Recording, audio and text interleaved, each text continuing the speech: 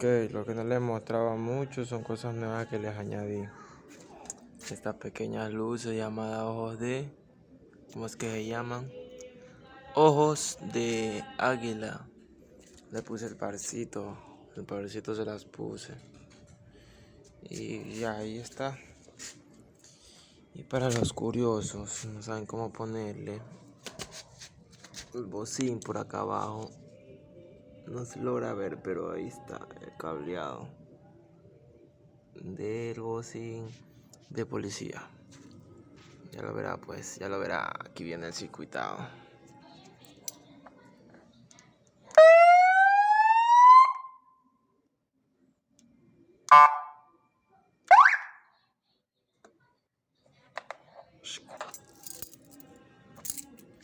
Eso es todo. Eso es todo, eso es todo. Nada más, mi gente. Pequeños arreglos que le estoy haciendo ahora poquito a poquito. Ya verán más después. Las luces balizas por aquí.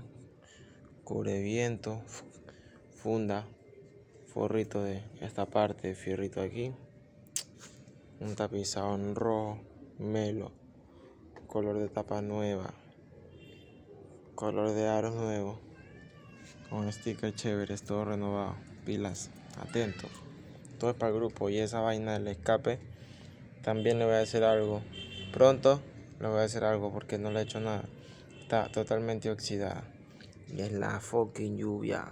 La fucking lluvia, papi. Esto. Pero algo vamos a hacer, pilas, pues. Aquí van a ir unos stickers, unos vinil que parecen lija. Pilas, atento. Eso es todo por el momento.